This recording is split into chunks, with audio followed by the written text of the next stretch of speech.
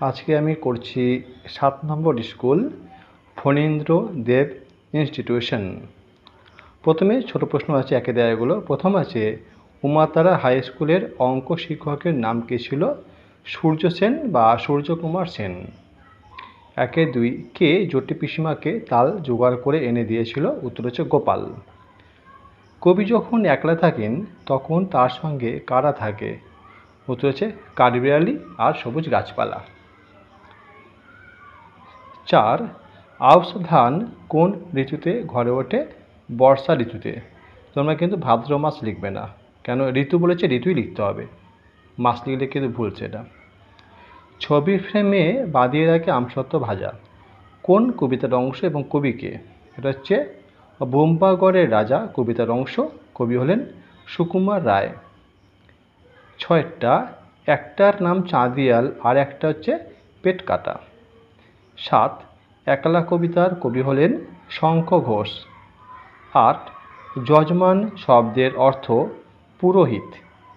9, স্বাধীনতা সংগ্রামে প্রাণ দিয়েছেন এমন দুজন বীর বিপ্লবীর নাম? ক্ষুদিরাম এবং বাঘাযতীন। 10, আবোল তাবোল কবিতার বইটি কার লেখা?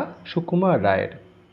11, এটা অনেক জায়গায় ছিল কোশ্চেনটা, একসঙ্গে লড়াই না করলে কেউ বোধ হয় নিস্তার পায় না।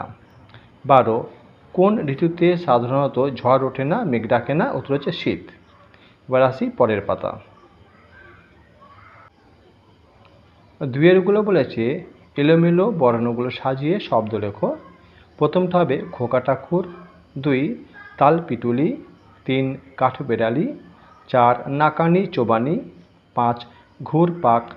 6, ভারত মাতা।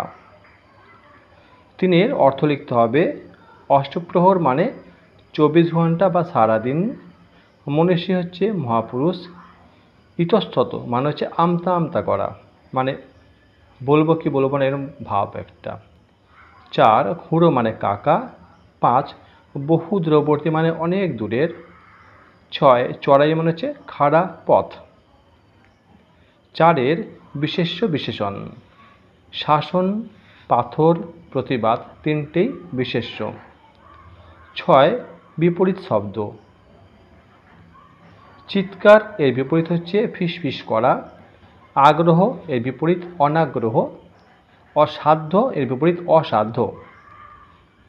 6 বলেছে সমার্থক শব্দ মানে একই অর্থ লিখতে হবে। 1-এর গাছ এর অর্থ হচ্ছে বৃক্ষ। 2, নদী মানে প্রবাহিনী। 3, বন্ধু উত্তর হচ্ছে সখা। এবার 7-এর যে প্রশ্নগুলো আছে এগুলো আমি টাইপ করে লিখেছি, চলো 7, 8, 9, 10 এগুলো আমি চলো দেখিয়ে দিচ্ছি। 7-এর 1, জটি পিসিমার বাড়িতে কী বারে কেন তালের প্রয়োজন হয়েছিল? উত্তর, জটি পিসিমার বাড়িতে মঙ্গলবারে তালের প্রয়োজন ছিল। ভাদ্র মাসের তাল নবমী উপলক্ষে তার তালের দরকার ছিল। 7-এর 2, কুমড়ো নিয়ে ক্রিকেট খেলে কেন রাজার পিসি? কোন কবিতার অংশ এবং কবিকে? এটি বোম্বাগড়ের রাজা কবিতার অংশ এবং কবি হলেন সুকুমার রায়। পশ্চিমবঙ্গের কোন জেলায় শালবন রয়েছে? শালপাতাকে মানুষ কীভাবে ব্যবহার করে? পশ্চিমবঙ্গের পুরুলিয়া জেলায় শালবন রয়েছে। শালপাতার থালা বাটি তৈরি হয়। 4, ঘুড়ি সাধারণত কোন কোন জিনিস দিয়ে তৈরি হয়? সুতোয় মাঞ্জা দিতে কী কী লাগে? সাধারণত কাগজ, হালকা প্লাস্টিক, কাঠি প্রভৃতি জিনিস দিয়ে ঘুড়ি তৈরি হয়। সুতো দিয়ে বেঁধে ওড়ানো হয়। সুতোয় মাঞ্জা দিতে লাগে আঠা, রং, কাঁচের গুঁড়ো। 8-এর প্রশ্ন বলেছে 1-একটা, ইংরেজদের অত্যাচারের বিরুদ্ধে মানুষ কীভাবে মাস্টারদার নেতৃত্বে রুখে দাঁড়িয়েছিল? ইংরেজদের অত্যাচারের সম্মুখীন হয়ে একসময় ভারতবাসীর ধৈর্য ও সহিষ্ণুতার বাঁধ ভেঙে যায়। চট্টগ্রামের যুবকরা মাস্টারদা সূর্য সেনের নেতৃত্বে ইংরেজ পুলিশদের সঙ্গে লড়াই করে তাদের গোলা বারুদের ভাণ্ডার লুট করে নেয়। আগুন লাগিয়ে দেয় অস্ত্রাগারে। তারা টেলিফোন আর টেলিগ্রাফের অফিসেও আগুন লাগিয়ে দিয়েছিল। 2 জায়গায় রেলের লাইন ভেঙে দিয়ে ট্রেনে করে ইংরেজদের শহরে আসার পথও বন্ধ করে দিয়েছিল। সেখানে মালগাড়ি উল্টে ট্রেন চলাচল বন্ধ করে দিয়েছিল। এইভাবে তারা মাস্টারদার নেতৃত্বে রুখে দাঁড়িয়েছিল। 8-2 পেটকাটা ও চাঁদিয়ালের কিভাবে দেখা হয়েছিল, তাদের বন্ধুত্বই বা কিভাবে গড়ে উঠল। ঘুড়ি ওড়া উৎসবে আকাশে অনেক ঘুড়ি উড়ছিল। আকাশে অনেক ঘুড়ির মধ্যে দুটি ঘুড়ি ছিল চাঁদিয়াল আর পেটকাটা। এ বাড়ির ছাদ ও বাড়ির এক ফালি ফাঁকা জমি থেকে তাদের ওড়ানো হচ্ছিল। আকাশে ভাসতে ভাসতে উড়তে উড়তে ওদের দেখা হয়েছিল। চাঁদিয়াল ও পেটকাটা দুটো ঘুড়ি অনেক উঁচুতে উড়তে উড়তে একে অপরকে দেখতে থাকে। দেখতে দেখতে ভাবে অনেক দিনের বন্ধু। ক্রমে তাদের মধ্যে আকাশ, পৃথিবীর সৌন্দর্য, মানুষদের হাতে তাদের ভবিষ্যৎ জীবন, মুক্তির আশা ও পরিকল্পনা প্রভৃতি নানা বিষয়ে কথাবার্তা হতে থাকে। এভাবেই তাদের দুজনের বন্ধুত্ব গড়ে ওঠে। 8-3 বর্ষারাতে গোপালের দেখা স্বপ্ন কিভাবে মিথ্যে হয়ে গেল তা গল্প অনুসরণে লেখো। উত্তর: বর্ষারাতে গোপাল স্বপ্ন দেখেছিল জটে পিসিমা ও তার মেয়ে লাবণ্যদি তাকে আদর যত্ন করে খাওয়াচ্ছে। খেজুর গুড়ের পায়েস, তিল পিটুলি, কাকুরের ডালনা, মুগ ডাল, এই সমস্ত ভালো ভালো খাবার সে খাচ্ছে। কিন্তু তার স্বপ্নই থেকে গেল। জটে পিসিমা গোপালকে নিমন্ত্রণই করল না। এইভাবে গোপালের দেখা স্বপ্ন মিথ্যে হয়ে গেল। 9 মিষ্টি কবিতার প্রথম স্তবকটি লেখো। কবির নাম লিখবে, তোমাদের প্রত্যেকের বইয়ে রয়েছে, তোমরা ওটা পড়ে নিয়ে মুখস্থ করে নেবে। 10 বলেছে অনুচ্ছেদ রচনা। 3টে আছে বাংলার উৎসব, গাছ আমাদের বন্ধু, জগদীশচন্দ্র বসু। প্রথম হচ্ছে বাংলা উৎসব। একটা কথা প্রায় শোনা যায়, বাংলায় 12 মাসে 13 পার্বণ। যদিও তা 13 পার্বণ বা উৎসব মোটেও নয়। বাঙালি তাদের উৎসবে সবাইকে যোগ দিতে আহ্বান জানায়। তারা এই মহান কথাটি মনে প্রাণে মেনে চলে। ধর্ম যার যার, বাংলার উৎসব হলো সবার। বাংলাতে সারা বছর জুড়ে প্রচুর পরিমাণ উৎসব পালন হয়ে থাকে।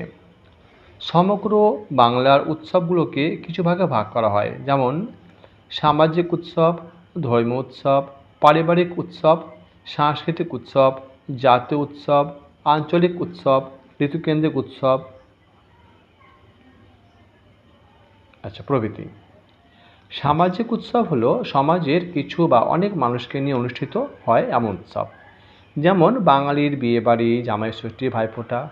জাতীয় উৎসবগুলো হলো যেমন প্রজাতন্ত্র দিবস উদযাপন, স্বাধীনতা দিবস উদযাপন, রাখি বন্ধন, হোলি উৎসব ইত্যাদি।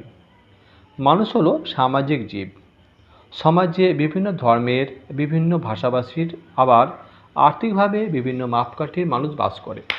বাংলার উৎসব হলো একটি সেই জাদুমন্ত্র যা সমাজের সব মানুষকে একটি নিবিড় আত্মীয়তার যোগসূত্রে আবদ্ধ করে রাখতে সাহায্য করে।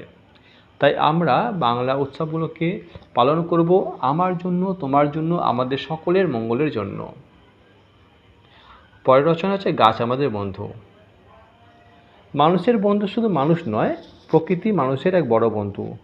মানুষ বা যে কোনো প্রাণী বেঁচে আছে প্রকৃতির উপর নির্ভর করে। গাছপালা হলো সেই প্রকৃতির একটি বড় উপাদান। গাছগাছালির জন্যই প্রকৃতি সবুজ। মানুষের কাছে গাছের মূল্য অনেক। শুধু ছায়া, ফুল, ফল বা কাঠ দিয়েই গাছ মানুষের উপকার করে না। গাছের সবচেয়ে বড় অবদান অক্সিজেন।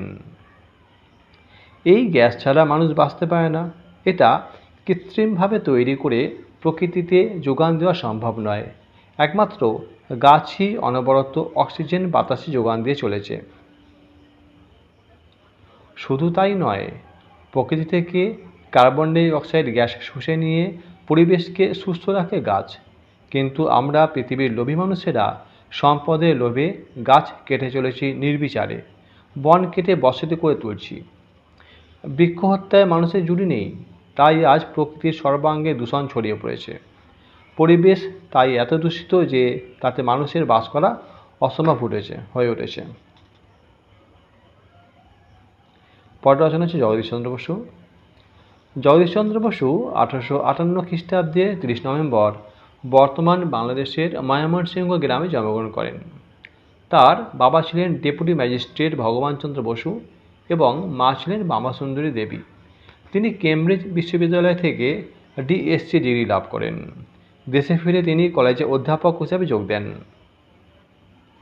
ক্ষুদ্র বেতার তরঙ্গ নিয়ে কাজ করে তিনি সাফল্য লাভ করেন।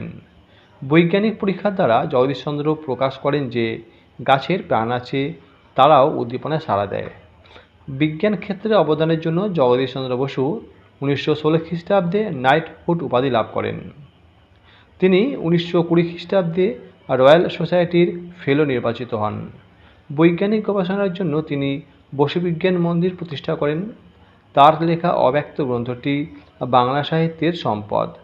তিনি ভারতকে বিজ্ঞান জগতে মর্যাদার আসন দান করেন। 1937 খ্রিস্টাব্দে মহান বিজ্ঞানীর জীবনাবসান ঘটে। পরের ভিডিওয়ে আমি 8 নম্বর স্কুল করে দেবো। তোমরা নতুন থাকলে চ্যানেলটা সাবস্ক্রাইব করে রাখো, কারণ আমি এর মধ্যে বাংলা সব ফুল কমপ্লিট করে তারপর ইংরাজি অঙ্ক সব পরপর দিতে থাকবো ভিডিও ক্লাস 5-এর।